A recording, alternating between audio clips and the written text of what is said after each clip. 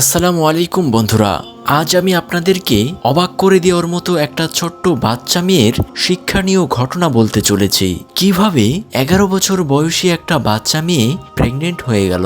এমন ঘটনা আমাদের সমাজে অনেক লুকিয়ে রয়েছে।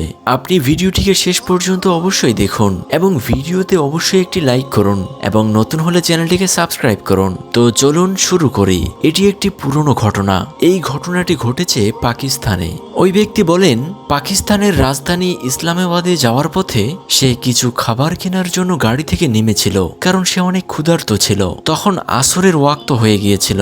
যখন তিনি রাস্তায় বসে থাকা নীল চোখের একটি বাচ্চা পুতুলকে দেখল। বাচ্চাটির বয়স সর্বোচ্চ 7 থেকে 8 বছর হবে। তার সাথে তার মাও ছিল, যার গায়ের রং ইয়েশ কালো ছিল। ওই মহিলার চেহারা দেখে কোনো অংশে ওই বাচ্চার মা বলে মনে হচ্ছিল না। বাচ্চাটা পরীর মতো সুন্দর ছিল। যে মহিলাটি ওই বাচ্চাটিকে অনেক জোরে জোরে মারতে শুরু করলো। সে তার ওই মেয়েটিকে জিজ্ঞাসা করছিল, বলো তুমি কার পাপের ফল বয়ে বেড়াচ্ছ? এতটুকু বাচ্চাকে ওই মহিলা সব কোন ধরনের প্রশ্ন করছে। ওই ব্যক্তির খুবই খারাপ লাগলো ওই বাচ্চাটির জন্য।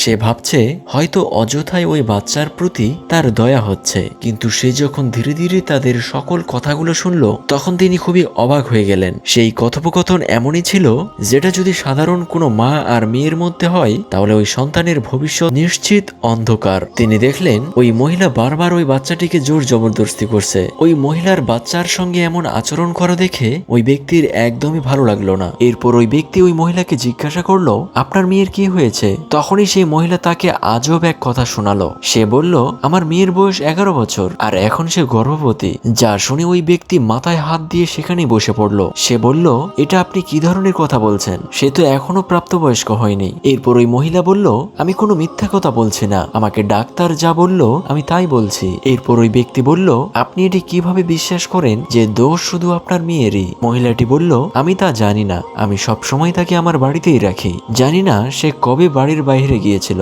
আর এই সব হয়ে গেল। ওই ব্যক্তি বলল, যদি সত্যি সত্যি আপনার মেয়ে গর্ভবতী হয়ে থাকে, তাহলে আপনি তাকে কি করবেন? যেটা শোনার পরে ওই মহিলা বলল, কি করব মানে? আমি তাকে জীবন্ত কবর দিয়ে দেব। এই বলে সে তার মেয়েকে মারতে শুরু করলো। এরপর ওই মহিলা বলল, যদি আমার স্বামী এই ঘটনা জানতে পারে, তাহলে আমার মেয়ে সহ আমাকে তালাক দিয়ে বাড়ি থেকে বের করে দিবে। এরপর আমি একা একা কোথায় যাব? এই পৃথিবীতে তো আমার কেউ নেই। ডাক্তার আমাকে বলেছে তার বর্তমানে 4 মাস চলছে আর এখন বাচ্চা কোনোভাবে নষ্ট করা সম্ভব নয়। আপনি বলুন, এমন পরিস্থিতিতে একজন মা কি করতে পারে? এরপর ওই ব্যক্তি ওই মেয়েটিকে কোলে তুলে নেওয়ার সঙ্গে সঙ্গেই ওই মহিলা তাকে জড়িয়ে ধরে, যেন সে তাকে ধন্যবাদ জানাচ্ছে। এরপর ওই ব্যক্তি ওই মহিলাকে একটি কার্ড বের করে দেয়, যেখানে তার নাম্বার ছিল। আর সে ওই মহিলাকে বলল, যদি আপনার বাচ্চার কথা আপনার কখনো মনে পড়ে, তাহলে এই কার্ডের নাম্বারে আমার সঙ্গে যোগাযোগ করবেন। এই বলে ওই ব্যক্তি বাচ্চা মেয়েটিকে তার গাড়িতে তুলে নিল। আর সঙ্গে সঙ্গেই বাচ্চা মেয়েটি ফুঁপিয়ে ফুঁপিয়ে কান্না করতে শুরু করলো আর একা একাই বলতে থাকলো, আমার কোনো দোষ নেই, আম্মু আমাকে শুধু শুধুই বকছে, আমি জানি না আমার পেট কিভাবে এত বড় হয়ে গেল। এরপর বাচ্চা মেয়েটি তার পেটে হাত দিয়ে কান্না করতে শুরু করলো। এরপর ওই ব্যক্তি বাচ্চা মেয়েটিকে বলল, তুমি কোনো চিন্তা করো না, তুমি যদি সত্য কথা আমাকে বলো, তাহলে আমি সবসময় তোমার পাশেই থাকবো। এবং বলল, আমার কোনো সন্তান নেই আর তোমার মতো এমন মিষ্টি একটা মেয়ে পেয়ে আমার আর কিছুই লাগবে না। এরপর ওই ব্যক্তি বাচ্চা মেয়েটিকে বুকে টেনে জড়িয়ে নিল। এরপর ওই ব্যক্তি তার নাম জিজ্ঞাসা করলে জানতে পারলো তার নাম সিদরাতুল মুনতাহা। সে তার মায়ের করা অত্যাচারে অতিষ্ঠ হয়ে গিয়েছিল। এরপর ওই ব্যক্তি সত্যি সত্যি দেখে ওই বাচ্চার পেট অনেক বড় হয়ে গিয়েছে। এতে সে অনেক চিন্তায় পড়ে যায় আর ভাবতে থাকে তাকে নিয়ে সে এখন কোথায় যাবে। সে ভাবতে থাকলো, আমি তো এখনো বিয়ে করিনি, আমি নিজে আমার পরিবারের উপর বোঝা, তার উপরে আমি এই বাচ্চাটিকে নিয়ে যাচ্ছি। আমি জানি আমার জন্য সামনে আরো অনেক বড় বিপদ অপেক্ষা করছে।